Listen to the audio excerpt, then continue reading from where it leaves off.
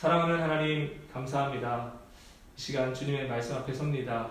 주님의 지성소로 들어가 주님이 앉으신 속죄소 그 멀시씳 앞에 서서 예수 그리스도의 보호하심과 의로우심으로 그 향연으로 우리가 옷 입고 아버지 앞에 나아갑니다. 주여 말씀하여 주시옵소서. 우리가 듣겠습니다. 예수님의 이름으로 기도드렸습니다. 아멘.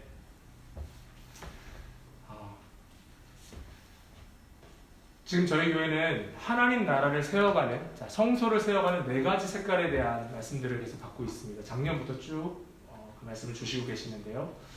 거룩에 대한 말씀, 흰 색깔에 대한 거룩에 대한 말씀을 우리가 배우고 있습니다.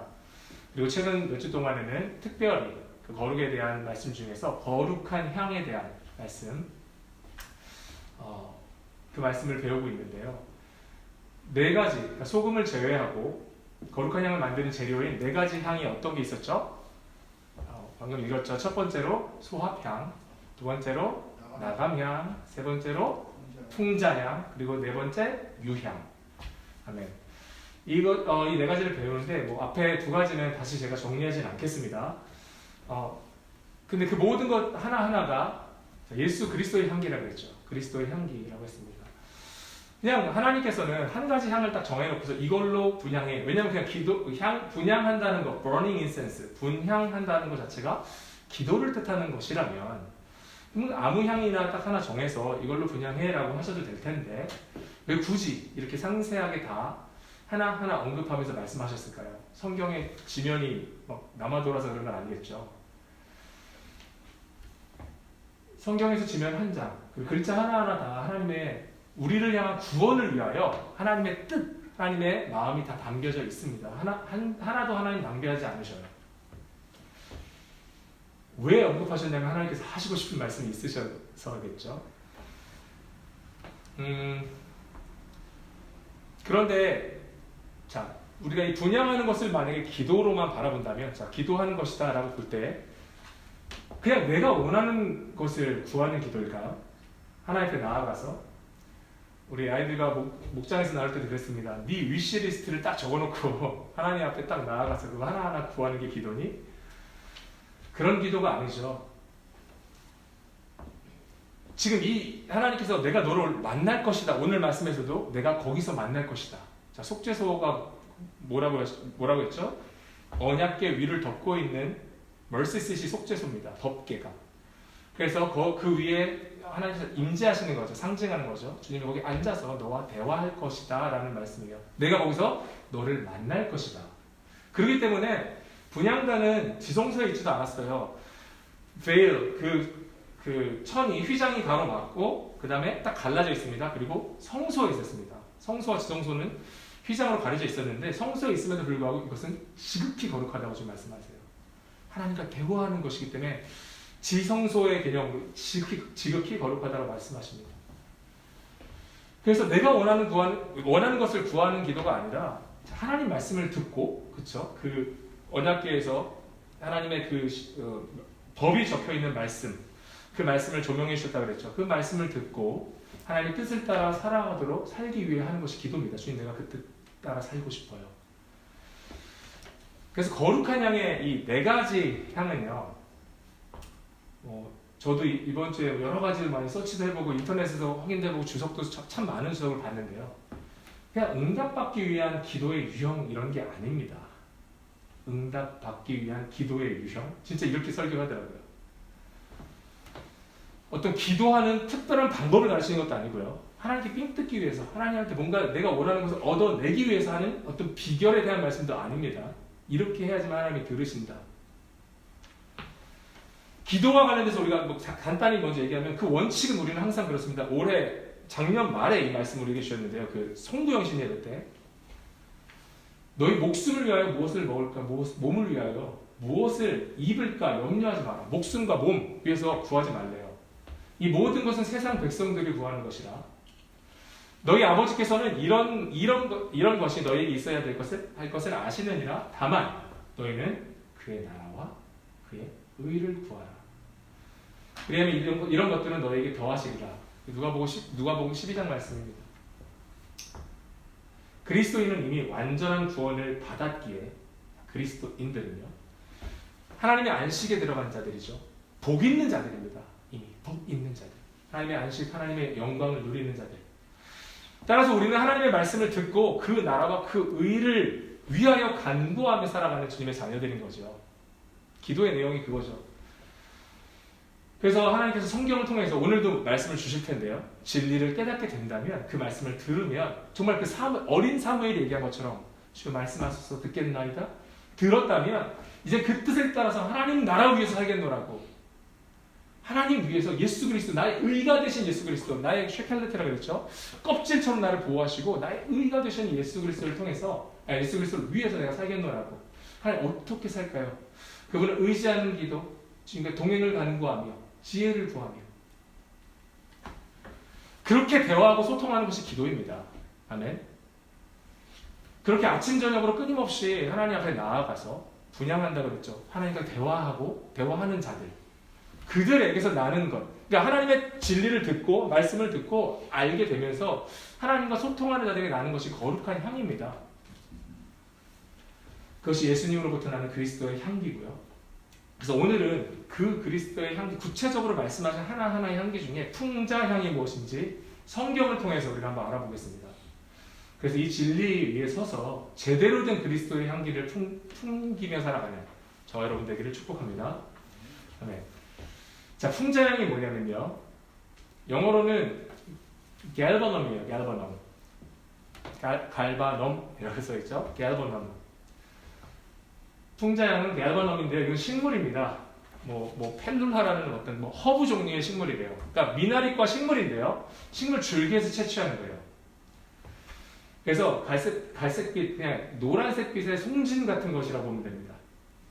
그 식물 줄기 아래서 나오는 것이라고 합니다. 그래서 갤버넘은 주로 향수와 약으로 쓰입니다.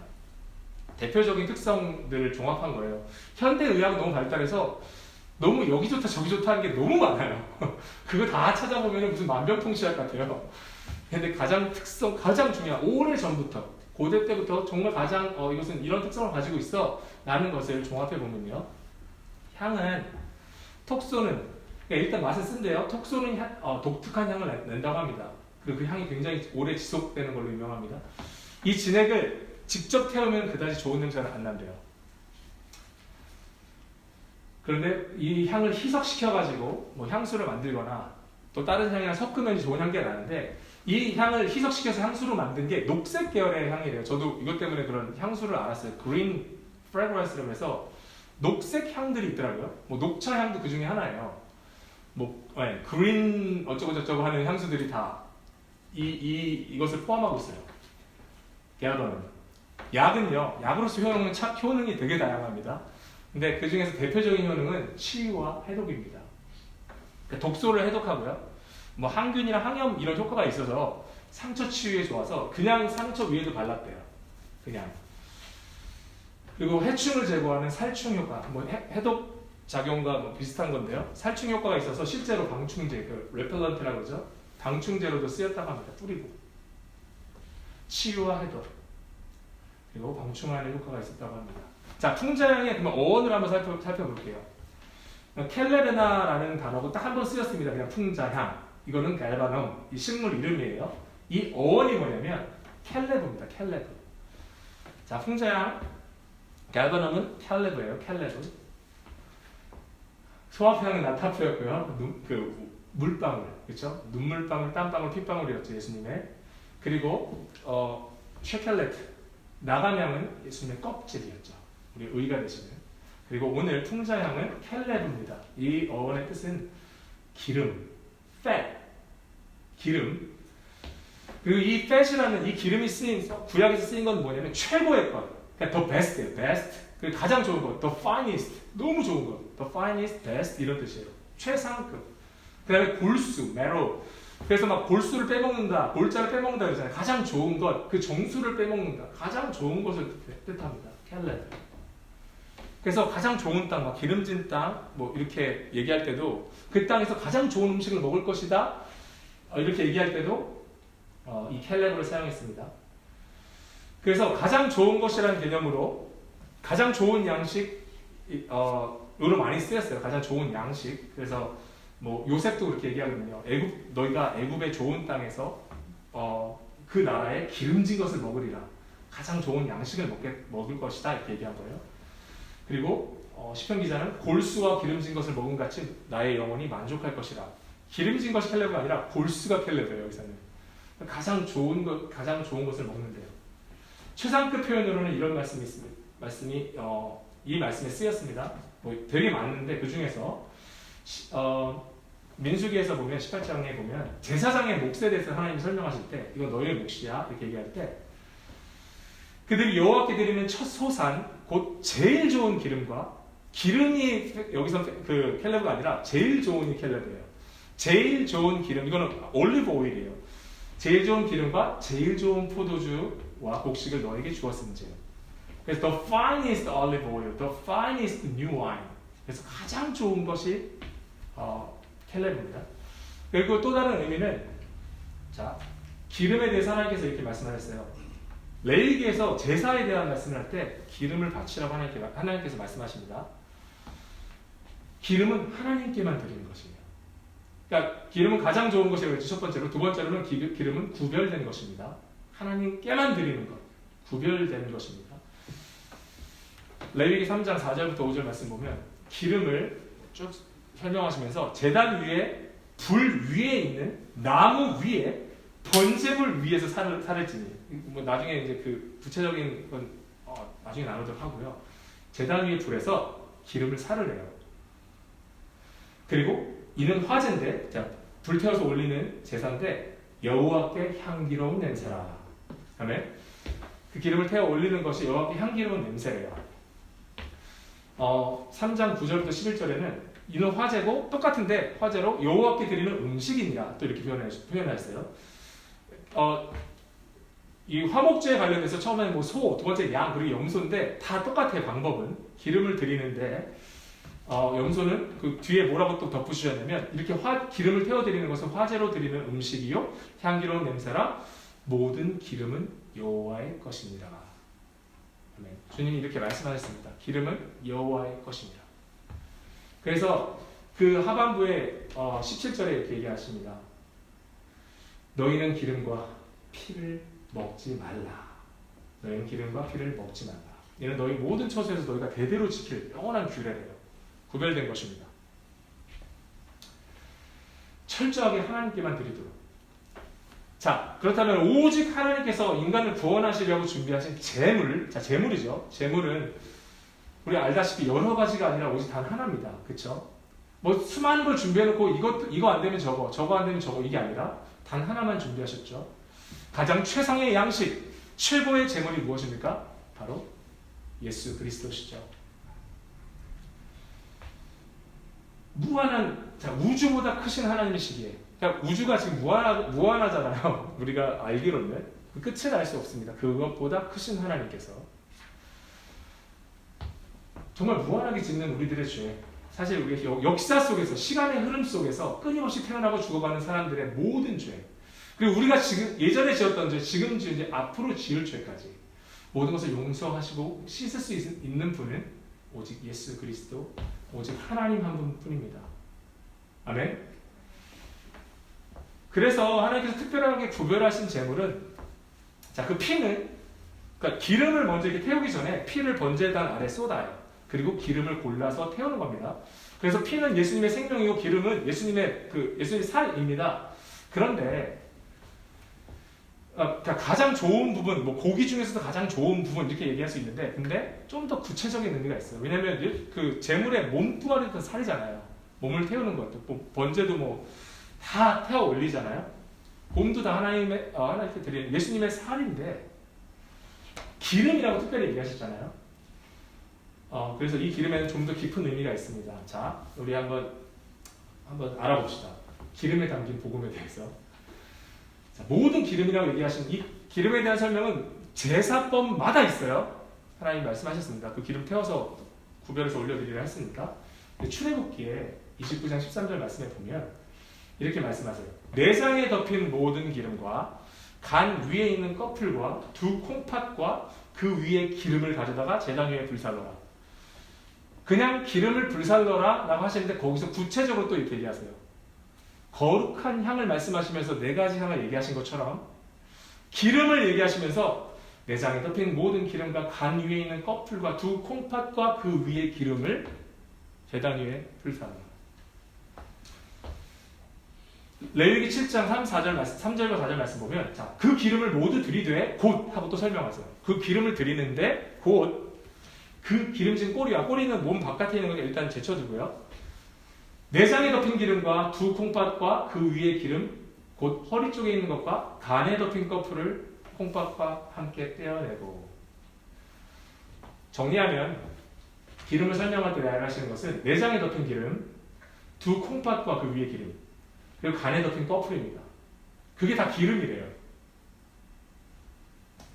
그냥 하나로 묶으신 겁니다. 하나로 패키지로 묶으신 거예요, 주님이. 그래서 그 기름은 구체적으로 간과 콩팥도 아우르고 있습니다. 자, 그렇다면 처음에 첫 번째로 내장의 기름이 뭘까요? 내장에 덮이고 내장에 붙은 모든 기름이래요.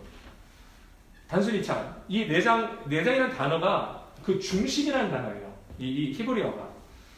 그는 켈레브라는 단어인데 어쨌든 in the word part, 내 안에 있는 내 몸 안에 있는 파트. 그다음에 in the midst. 그러니까 내 마음 중심에 있는 이라는 뜻이에요. 그러니까 내장이 당연히 우리 몸 안에 있죠. 그렇죠? 내부의 중심에 있습니다. 따라서 제물이 되신 예수님의 내장의 기름이란 그 마음, 그 중심에서 우러나온 최고의 마음을 뜻합니다. 그 중심에서 우러나온 최고의 마음. 기름이 가장 최고의 뜻이 있다고 그랬죠. 그래서 예수님이 첫 번째 계명에 대해서 말씀하실 때 이러셨죠. 너의 마음을 다하고 목숨을 다하고 뜻을 다하여 주 너의 하나님을 사랑하라. 너의 마음을 다하고 제일 먼저 말씀하십니다. 예수님은 하나님께 온 마음을 다 드리셨습니다. 쭉 나와 볼게요. 자, 콩팥. 허리 쪽에 있는 두 콩팥과 그 위에 기름. 허리 쪽, 가장 우리 몸 안에서 가장 깊숙한 곳에 있습니다. 뭐 해부학 우리 장로님도 잘 아시겠지만 간 밑에 밑에인데 이 뒤쪽에 있다고 해요. 가장 깊숙한 곳에 있습니다. 간 바로 밑에 있죠. 근데 두 개죠. 콩팥은 히브리어로 킬리아입니다. 킬리아로 그 뜻은 마음 중에서도 더 구체적으로 특별히 우리의 생각과 감정, mind와 feeling, 생각과 감정을 뜻하는 단어입니다.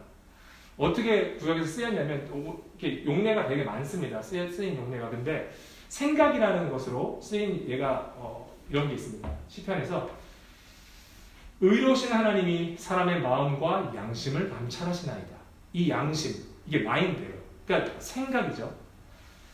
의로우신 하나님이 사람의 마음과 그 다음에 양심, 마인드를 감찰하시나이다. 이게 킬리아예요. 생각에 대한, 마인드에 대한 단어. 또 하나는 예레미야에서 12장 2절. 그들은 입은 주께 가까우나 그들의 마음은 멀리 있다. 그들의 생각이 하나님으로부터 멀어졌다는 얘기입니다. 마인드가 멀어졌대요.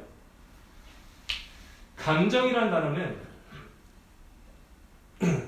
잠언 23장 16절 말씀 보면 만일 너의 입술이 정직을 말하면 내 속이 유쾌하리라. 이 속이 내 feeling이 유쾌해지리라. rejoice 되리라.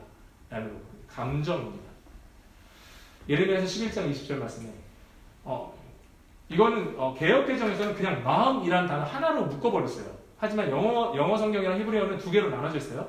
공의로 판단하시며 사람의 감정과 마음을 감찰하시는 만군의 여호와 이렇게 표현하십니다. Feeling and the heart. The feelings and the heart. 감정과 마음을 감찰하시는 그 feeling이 킬리아예요. 따라서 예수님께서 제물이 되어서 죽으셨다. 그냥 어린 양처럼 아무 생각 없이 그냥 하나님 뜻이니까 가서 그냥 희생하셨다. 그런 희생이 아닙니다. 예수님께서 자신의 몸을 그냥 번제당에서 태우셨구나. 그냥 그게 아니라 구체적으로 기름, 그 안에 있는 콩팥, 그렇죠? 하나님을 사랑하고 또 정말 하나님을 너무너무 사랑하는 그 마음 때문에 마음속 깊은 곳에서 생각과 감정을 다 쏟아서 하나님의 구원 사역에 동참하신 것입니다. 아멘. 다 쏟아서 십자가를 지심으로 하나님께서 기뻐하시는 구원을 이루신 겁니다. 그래서 아버지를 향한 예수님의 생각과 감정은 주님의 말씀에도 담겨 있어요. 요한복음 6장 38절. 내가 하늘에서 내려온 것은 내 뜻을 행하려 함이 아니요 나를 보내신 이의 뜻을 행하려 함이라. 하나님의 마인드, 하나님의 마음이죠. 요한복음 8장 29절. 나를 보내신 이가 나와 함께 하시는도다. 나는 항상 그가 기뻐하시는 일을 행함으로 나를 혼자 두지 아니하셨느니라. 하나님이 기뻐하시는 일을 본인도 기뻐하시면서 그 일을 행하신 겁니다. 자, 콩팥은 그런 생각과 감정, 그러니까 마음인데 더 구체적으로 생각과 감정을 담고 있는 겁니다. 기름 안에 담겨있는 간에 덮인 커플. 간은 카베드라는 단어로 그 똑같이 마음이라는 단어예요. heart, 카베드. 그냥 간인데 마음이에요. 근데 그 어원은 무겁다, 영광을 받다 이런 거예요. 그러니까 to be heavy, 그리고 to be honored, glorified, 영광을 얻다. 그래서 파생된 언어가 그 영광입니다. glory, 카보드. 이 간이라는 단어는 영광이라는 의미를 담고 있어요. 이 마음, 간에 덮인 커플, 마음을 덮고 있는 커플을 태워 올리죠. 하나님의 영광을 위해서 예수님께서 하나님께 드린 마음 자체가 이거라는 겁니다. 하나님께 영광과 찬송을 드리기 위한 마음. 그 영광을 드리기 위한 마음. 그래서 제사장에게 기름 먹지 마. 이거는 하나님께만 드리는 것이야. 라고 말씀하신 이유는 오직 하나님만 영광 받으시기 합당하기 때문에. 하나님의 뜻은 이렇게 이사야 선지자가 설명했습니다. 42장 8절에 나는 여호와니 이는 내 이름이라. 나는 내 영광을 다른 자에게 내 찬송을 우상에게 주지 아니하리라. 그냥 희생해. 하나님은 우리에게 예수님에게도 가서 죽어. 이런 게 아니죠. 하나님은 우리에게 그냥 목숨을 원하시지 않습니다. 그런 잔인한 하나님 아닙니다. 하나님의 영광을 위해, 우리의 감정을 들여서, 우리의 마음을 들여서, 우리의 중심으로. 그렇게 예수님께서 사랑하는 아버지를 위해서 하나님의 영광을 위해 목숨을 바쳐 희생하신 겁니다. 이제 조금씩 느낌이 오시죠? 풍자는 희생과 관련되어 있습니다. 근데 희생이라는 단어 하나로 딱 이 모든 의미를 담기가 쉽지 않기 때문에 설명이 쭉 들어가는 거죠. 하나님도 그래서 쭉 풀어서 설명하신 것 같아요. 그렇게 내장과 콩팥과 간에 담긴 기름을 하나님께 십자가 위에서 예수께서 쫙 올려드렸을 때 그게 하나님이 뭐라고 말씀하셨습니까? 향기로운 냄새더라. 여기서 중요한 거는 제사장이 가장 좋은 제물을 골라와서 최고의 것을 골라와서 가장 좋은 부위를 드렸기 때문에 하나님이 기뻐하신 게 아닙니다. 아멘. 아벨의 제사도 그랬어요. 아벨이 첫 번째 그 양의 가장 좋은 부위 그 기름을 드렸기 때문에 하나님이 기뻐하셨다. 절대 아닙니다. 그냥 우리가 가지고 있는 것 중에 내가 제일 갖고 있는 것이 제일 좋은 것 모아서 하나님께 드려야지. 그렇게 드린다고 해서 기뻐하시는 게 아니라는 거예요. 오히려 이 말씀에서는 우리가 확실히 알아야 될 게 있습니다. 하나님 기뻐하셨는데 최고의 것을 받으셔서 기뻐하신 게 아닙니다. 그 기름은 오히려 하나님 앞에 혐오스러운 것이었습니다. 왠지 아십니까? 풍자연의 특징, 갈바넘의 특징이 뭐였습니까? 치유와 해독이었죠. 그렇다면 간과 콩팥의 기능을 볼까요? 다 많이 아실 거예요. 저도 의료 정보를 찾아봤는데 그냥 단순하게 딱 썸네일식으로 딱 나와 있는 것들이 간은 몸 안에 있는 천연 정화조다, 천연 필터다, 이렇게 딱딱딱 쓰여 있더라고요. 간이 걸러내는 것은 우리 몸에 들어오는 독소, 섭취한 약물, 체내에서 생성된 호르몬 이런 것들인데 대부분 간에서 화학 반응을 거쳐서 적절히 해독되거나 분해해야 됩니다. 또 서울대학병원 그 자료에서 보니까 신체의 각 장기 및 조직에서 사용된 영양소는 다시 사용되기도 하고 신체에 유독한 물질은 장이나 콩팥을 통해서 흡수되어 배설된다. 간과 콩팥의 기능처럼 성경이 말하는 이 기름, 이 콩팥과 간과 모두 아우르고 있는 이 기름은 몸 안에 들어온 독소를 흡수하고 해독하는 것입니다. 우리 속에서 우리를 더럽게 하는 그 독소가 뭐죠? 죄죠. 예수 그리스도께서 가장 좋은 하나님이 받으실 만한 제물이셨던 그 기름이신 예수 그리스도께서 강과 풍파처럼 우리가 범죄한 모든 죄를 자신이 빨아들여서 흡수하셨다. 바로 이 부분이에요. 주님이 빨아들였다, 흡수하셨다라고 우리가 이해하는 부분이 바로 여기입니다. 그 기름을 나무 위에서 불태우심으로 우리 안에 있는 모든 죄의 독성이 해독된 것입니다. 그리고 영양분을 공급해서 모든 상처를 치유하시는 것이죠. 이사야서 53장 5절. 그가 찔림은 우리의 허물 때문이요. 그가 상함은 우리의 죄악 때문이라. 그가 징계를 받음으로 우리는 평안을 누리고 그가 채찍에 맞음으로 우리는 나음을 받았도다. 아멘. 예수님께서 풍자향으로서 우리를 치유하시고 해독하신 것입니다. 온갖 더러운 것을 빨아들인 기름은 상상해 보세요. 색깔은 어떨까요? 모습은 어떨까요? 하나님 보시기에 그게 참 좋은 고기, 좋은 부분이구나 생각하셨을까요?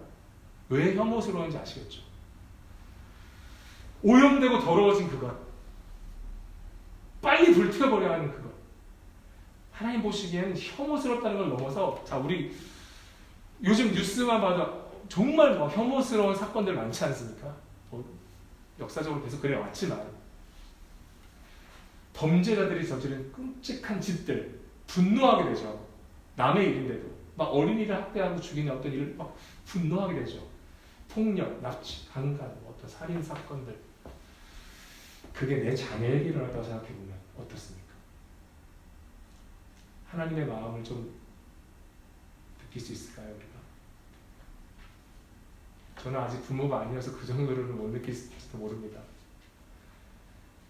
하지만 하나님의 마음, 그 죄를 보면서 느꼈어요. 그 기름에 가득 담겨있는 그 독소들을 바라보며 느꼈어요.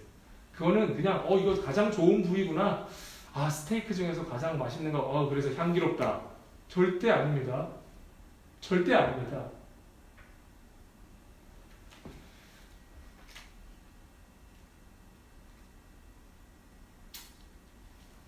이 우리의 더러운 죄악들이 하나님 보시기에 정말 혐오스럽고 칼로 난도질해서 싸그리 불태워버려 마땅한 그런 죄들, 그 죄들을 제물의 기름이신 예수님께서 흡수하셔서 하나님의 진노의 불에 타서 싹 없애주신 것입니다. 아멘. 이사야서 34장 6절 말씀, 원수들을 벌하시는 것에 대해서 하나님 이렇게 말씀하십니다. 여호와의 칼이, 심판입니다. 피, 곧 어린 양과 염소의 피에 만족하고, 제단에 피를 쏟는다 그랬죠. 피에 만족하고, 기름, 곧 순양의 콩팥 기름으로 윤택하리니. 하나님의 심판이 그 하나님의 공의가 만족한다고 합니다. 그 기름, 순양의 콩팥 기름으로 윤택할 것이랍니다. 기꺼이 우리를 위해서 죽으신 예수 그리스도 감정, 콩팥의 그 기쁨으로 우리를 살리시려고 하나님의 기쁨을 위해서 공의의 하나님의 그 여호와의 진노의 불에 우리의 죄를 다 흡수하셔서 타서 죽으셨죠. 그래서 하나님께서 왜 기뻐하셨습니까? 당신의 자녀들이 그 죄가 다 사라졌습니까? 살아났습니까? 방충의 개념도 그렇습니다. 방충의 개념도 있다 그랬죠. 사탄이 이제는 우리를 그냥 공격한다. 우리를 죽이려고, 넘어뜨리려고.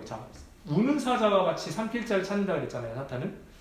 그렇게 우리를 달려들려고 해도 이전에는 그렇게 우는 사자와 같이 두려웠어요. 독사에 더 물리면 죽는 걸로 알았어요.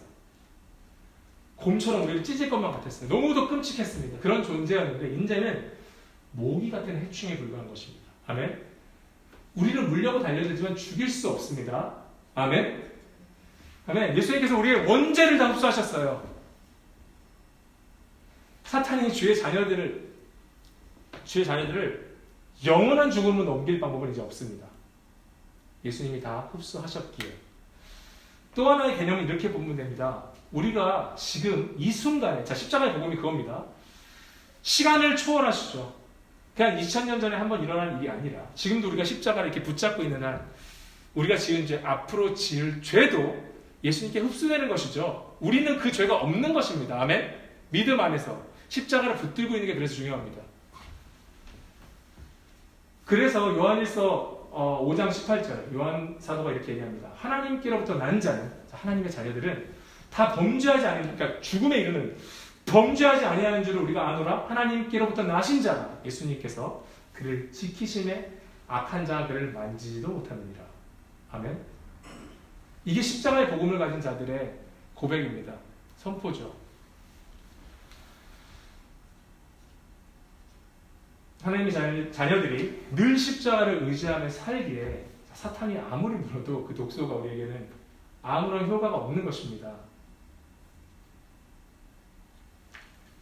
그래서 십자가의 복음은 풍자향으로서 해충처럼 달려드는 사탄을 물리치는 방충제 효과도 있는 것입니다. 그런 역할을 하는 것입니다. 그래서 또 재밌는 부분이 있어요. 기름이라고 말씀하시는데, 자, 우리 한번 레위기를 찾아볼까요? 레위기를 한번 가볼게요. 레위기를 열어보시고, 레위기 4장입니다.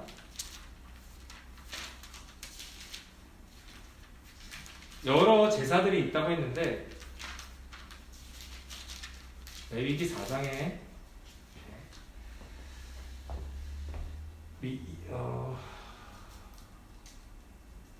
26절 말씀,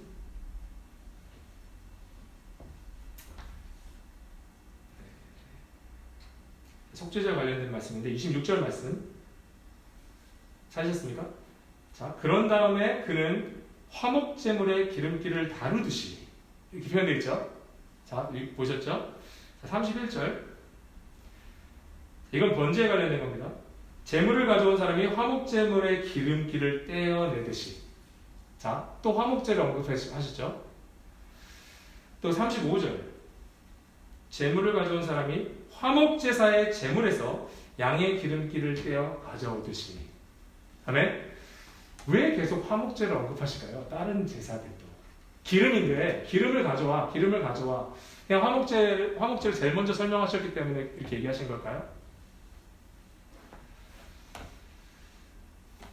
이 마지막 35절 말씀은 원래 그 트랜슬레이트, 그 모든 기름을 화목제 어린 양의 기름을 떼어낸 것처럼이에요.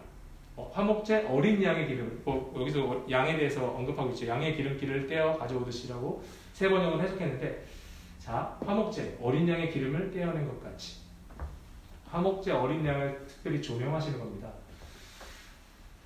자신의 독생자 아들을 우리에게 보내주신 하나님의 선한 의도가 고스란히 담겨있는 대목이에요. 하나님의 그 의도가 뭡니까? 화목제. 거기 힌트 다 들어있죠? 화목제. reconciliation. 화목. 예수님께서 켈레브로 기름으로서 우리 죄를 다 빨아들여서 희생하도록 하신 그 목적은 하나님께 범죄하여서 하나님을 대적하며 살았던 우리들을 다시 하나님과 화목하게 하기 위함입니다. 아멘. 이게 하나님의 의도였어요. 예수 자기 독생자를 보내신 의도도 그것입니다. 속죄소와 분향단에서 만나서 함께 대화하고 교제하기 위해서, 아빠와 아들이, 엄마와 딸이 정말 대화하고 서로가 알아가는 그 의도를 공유하고 소통하면서 아버지의 뜻을 따라서 살아갈 수 있도록, 함께 동행할 수 있도록, 켈레브가 되어주신 예수님의 희생 때문에, 그 희생 때문에 하나님은 당신의 자녀들이 온 역사 속에서 끊임없이 살아나는 것을 보셨고요. 향기롭다 하셨습니다. 아멘. 그래서 향기롭다 하였습니다. 너무나도 선하신 하나님이지 않습니까? 손해보신 분은 하나님밖에 없지 않습니까? 마음 아프신 분은 하나님밖에 없지 않습니까? 말씀 정리하겠습니다. 소합향, 나감향, 풍자향. 오늘 갸더넘이죠. 모두 다 예수님이십니다. 예수님께서 풍겨주신 갸더넘의 향기는, 그 풍자향의 향기는 주님의 자녀들을 구원하고자 하는 아버지 하나님을 기쁘시게 해드리기 위해서 기꺼이 자신의 온 마음과 뜻과 감정, 그리고 결국 목숨을 다해서 하나님의 영광을 위해서 뭐 하셨습니까? 우리 죄를 흡수해서 십자가에서 죽으신 희생입니다. 조금 길지만 이 희생이라는 이 단어 안에 담겨 있는 것을 아시겠습니까? 풍자양의 그 향기를. 이제 우리가 풍자양에 담긴 의미, 이 진리를 알게 되었다면 그리스도인으로서 어떻게 살아야 될까요? 바울 사도가 같은 그리스도인으로서 이렇게 이야기했습니다. 다 함께 로마서 12장 찾아볼까요? 로마서 12장입니다.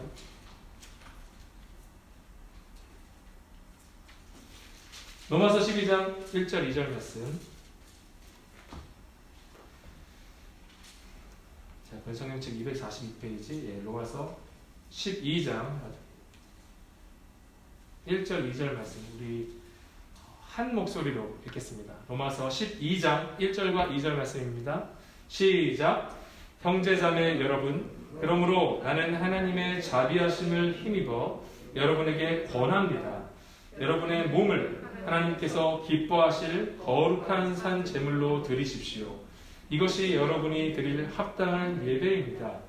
여러분은 이 시대의 풍조를 본받지 말고 마음을 새롭게 함으로 변화를 받아서 하나님의 선하시고 기뻐하시고 완전하신 뜻이 무엇인지를 분별하도록 하십시오. 아멘. 율법입니까? 이렇게 안 하면 죽는다? 아니죠.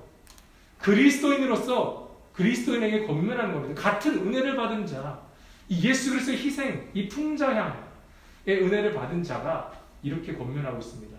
여러분의 몸을 하나님께서 기뻐하실 거룩한 산 제물로 드리십시오. 하나님의 선하시고 기뻐하시고 완전하신 뜻이 무엇인지를 분별하십시오. 왜 분별해야 됩니까? 기뻐하신 뜻이 아닌 것을 행하면 벌 받을까요? 벌 받을까봐? 하나님 싫어하시니까 다 불이익이 오니까 그래서 바울 사도도 이렇게 하는 게 좋아 뭐 이렇게 얘기한 겁니까? 하나님께서 기뻐하실 때 우리 콩팥도 기쁘니까. 아멘. 그리스도인이라면 이 희생의 은혜를 풍자의 은혜를 받은 자들이라면 하나님 기뻐하신 일을 행할 때 우리 콩팥도 기쁘니까. 우리 감정이 기쁘니까. 그래서 바울 사도도 이렇게 얘기하는 거 아닙니까? 내가 권합니다. 그게 은혜 입은 진정한 그리스도인들의 모습이죠. 성경에서 끊임없이 얘기하는 게 뭡니까? 자발적으로. 그리고 마음을 감찰하시는 하나님. 우리 마음을 보시는 하나님. 그 율법 지키는 거 중요하지 않다고요. 제일 좋은 거 갖고 와도 중요하지 않다고요. 마음을 감찰하시는 하나님. 그냥 제사 중요하지 않다고요. 마음을 다한 순종이 더 중요하지. 그렇죠? 중심을 보시는 하나님. 사랑하는 사람이 사랑하는 사람한테 내가 사랑하는 사람에게 그 진심을 원하는 게 잘못된 겁니까?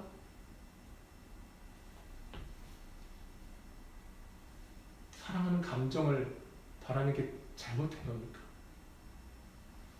주님이 뭘 하셨는데? 우리를 위해서 어떤 일을 행하셨는데?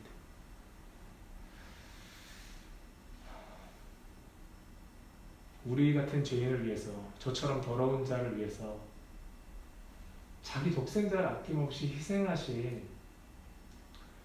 이 하나님은 영광과 찬양 받으시기에 합당하신 분 아닙니까? 사랑하지 않을 수 없는 분.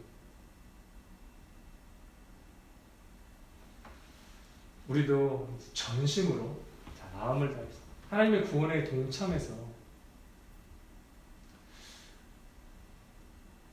정말 하나님 나라를 위해서 살고 싶다라는 마음이 드는 게 참 자연스러운 것 같아요.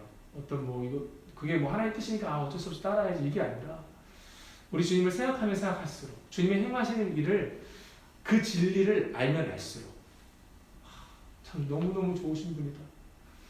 주를 위해서 정말 살고 싶다. 그 예수님이 자기의 전부를 들이신 예수님이 우리 안에 계십니다. 아멘. 그냥 여러분들 저도 따로따로 사는 사람이 아니라 주님이 말씀하셨죠. 세상 끝날까지 너와 함께 하겠다. 그 주님이 우리 안에 계시기에 우리도 예수님처럼 잘 안 되고 넘어질 때가 있다 할지라도 우리 내장과 콩팥과 간을 들여서 우리 하나님을 예배합시다. 아멘. 그리고 마음이 움직인다는 것은 그 몸도 움직이는 거예요. 금요 예배 때 우리 유스 아이들하고 나눌 때 한나한테도 참 그런 얘기 잠깐 나눴었어요. 우리가 하나님을 사랑하는데 교회에 와서 말씀을 잘 알아듣든 못 알아듣든 그러니까 언어적인 문제로 그래도 하나님 앞에 프리즌 하나님 앞에 나아오는 것은 너의 마음을 드리는 거야. 하나님 사랑하기에 이런 말씀도 잠깐 나눴었거든요. 그러니까 지금은 이제 코비드 19에 여러 가지 상황이 있지만 학교를 가고 여러 가지 우리가 행하는 어떤 삶 속에서 자, 예배하는 것은 그런 것이다. 하나님께 마음을 드리는 거고 그 사랑을 표현하는 거야. 이런 얘기를 했었거든요. 저 여러분도 동일하죠. 위축되기 쉬운 우리 마음이 위축되기 쉬운 시대를 살아가고 있습니다. 여러 가지 오늘 아침에 뉴스를 잠깐 봤어도 막 어디서 우박이 떨어졌다. 뭐 일본은 뭐 지진이 일어났다.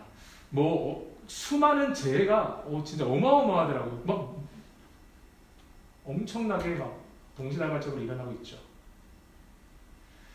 마음이 위축되기 쉬운 이 시대에 풍자양 풍기신 예수 그리스도 그분 바라보면서 자, 저 여러분도 아버지 하나님을 참 사랑하게 우리의 온 마음 다해 그리고 감정 다해 뜻을 다해 하나님의 영광을 위해서 우리의 몸과 삶을 기꺼이 드리며 살아갑시다. 아멘. 할렐루야. 우리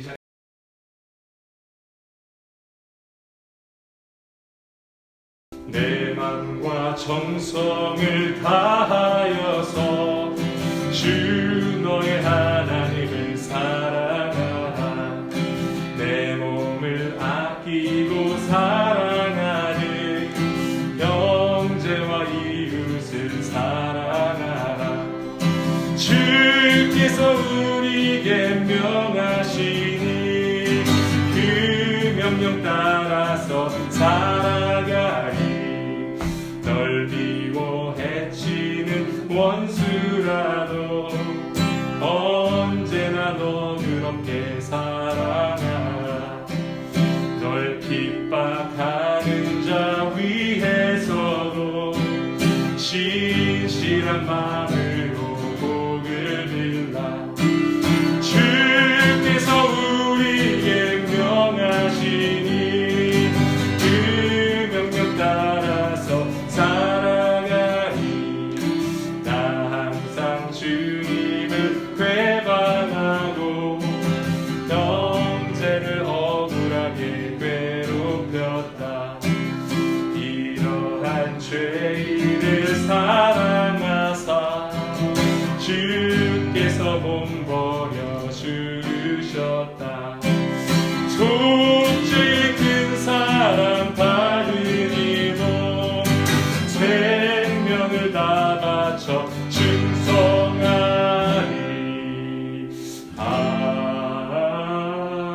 아멘. 자, 우리 기도합시다. 주님을 위해서 우리가 무엇을 할 수 있는지 잘 알 수 없지만 바울 사도가 권면한 것처럼 하루하루 하나님이 기뻐하시는 것이 무엇인지 분별하며 주님께 뜻을 구하고 그 기뻐하실 일을 정말 행하면서 조금이라도 주를 기뻐하시는 그 일을 성령님께 간구하고 묻고 의지하여서 그런 일을 하며 살기 원합니다. 주님 나와 함께 하시고 내 마음, 내 감정, 내 뜻을 다하여 하나님의 영광 위에 살게 하소서. 우리 함께 기도하며 나아갑시다.